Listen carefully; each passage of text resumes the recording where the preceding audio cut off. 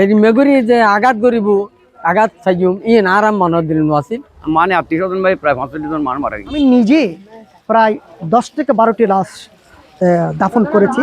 তার পাশাপাশি গরু, ছাগল, মহিষ বিভিন্ন প্রাণী সেটা দাফন করেছি।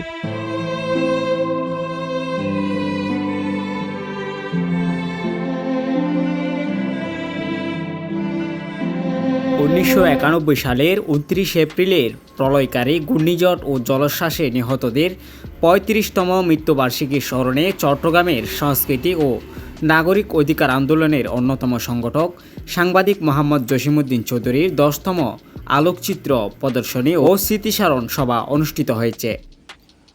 প্রতি বছরের ন্যায় এবারও 4 দিন ব্যাপী কর্মসূচির অংশ হিসেবে আজ বিকেলে পশ্চিম সাধনপুর কেন্দ্রীয় জামে মসজিদের ইমাম মাওলানা মোহাম্মদ মঈনুদ্দিন নিহতদের আত্মার মাগফিরাত কামনায় বিশেষ মোনাজাত পরিচালনা করেন। আল্লাহ যারা শাহাদাত বরণ করেছেন প্রত্যেকের কবরকে জান্নাতের বাগানে পরিণত করে দাও।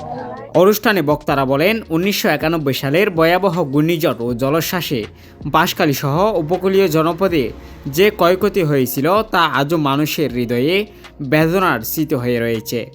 তারা উপকূলীয় এলাকার টেকসই উন্নয়ন, নিরাপদ আশ্রয়কেন্দ্র নির্মাণ, সড়ক যোগাযোগ, শিক্ষা ও স্বাস্থ্যসেবা সহ সার্বিক অবকাঠামোগত উন্নয়নের ঘোষিত 21 দফা দাবি দ্রুত বাস্তবায়নের দাবি জানান। 1991 সালে প্রলয়ঙ্করী ঘূর্ণিঝড়ে নিহতদের স্মরণে প্রতি বছরের মতো বিশেষ করে আমি আমার সৌজন্যে দোহা মাহফিল, আলোচনা সভা, স্মৃতিচারণ সভা চট্টগ্রাম সহ ঢাকায় বিভিন্ন কর্মসূচি পালন করে থাকি। এ সময় এলাকাবাসী 1971 সালের সেই ভয়াল রাতের নানা স্মৃতিচারণ করেন এবং দুর্যোগ মোকাবেলায় সচেতনতা বৃদ্ধির উপর গুরুত্ব আরোপ করেন।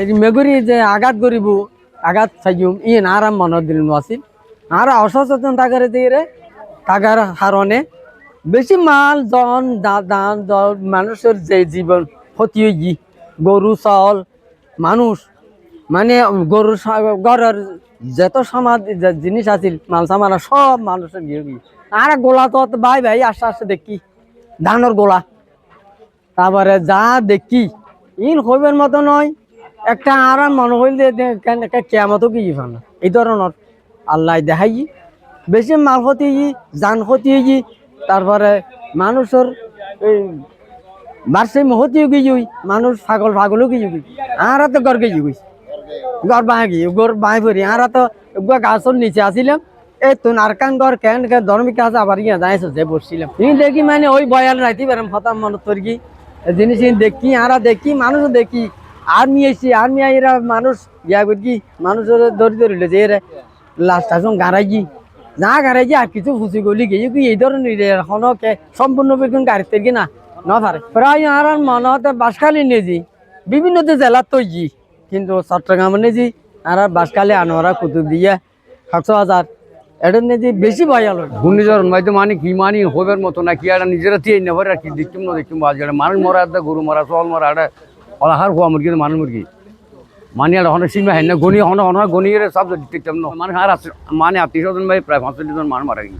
আর এলাকার লইলে দিন দেখি হাজার হাজার গরু ফলকে তো মরা মরা বাইছিল আর একটা মুরগি তো আর ধারণা মানে তো অন্তত 200-500 মতো আর দেখি মানুষ মরা হাড়ি লই আর বাড়ির এলাকা লই দুনিয়া বগ্য মশালি মাই ফেলার অজ্ঞ ডম ডাক দি ও ফানে আইয়ের বলে হই আয় অজ্ঞ নাই ফেলকা দড়ি উড়ি বই খতম থিয়ে আসিলাম এই দড়ি রাধা ভরেন নাকি জবাব তাই এখন জাল গাছা বান্ধিলাম হরত আর গাছে চাই আয় আল্লাহ মিন্নবারি গো মানুষ গামছান খাড়ে দিয়ে আর লামাই বাদ।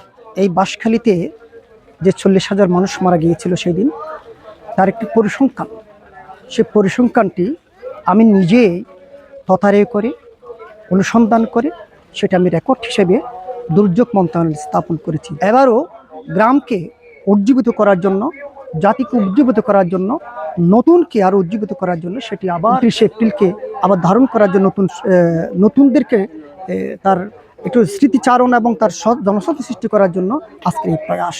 এই প্রয়াসের জন্যেই আমি এখানে দাবি দিয়েছি, অনেক দাবি দিয়েছি। প্রজন্ম চট্টগ্রাম বাঁশখালী শাখার বিভিন্ন আয়োজনে বিভিন্ন কর্মসূচি আমি পালন করে থাকি। আমি নিজে প্রায় 10 থেকে 12টি লাশ দাফন করেছি। তার পাশাপাশি গরু, ছাগল, মহিষ, বিভিন্ন প্রাণী সেটা দাফন করেছি। এই যে দুর্যোগ অবস্থা সেটা আমাকে এখনও নাড়া দেয়। সেই নাড়া থেকে আমি এই সংগঠনের যাত্রা। আজকে যারা মারা গিয়েছে তাদের রোহে মাগফিরাত কামনা করি, তারা এই যে শাহাদাত বরণ করেছে তাদের রোহে মাগফিরাত কামনা করি। বাঁশখালীতে পরিসংখ্যান অনুযায়ী এখানে বিভিন্ন পত্র পত্রিকায় বাঁশখালীতে মানুষ মারা গেল প্রায় 40,000-এর অধিক।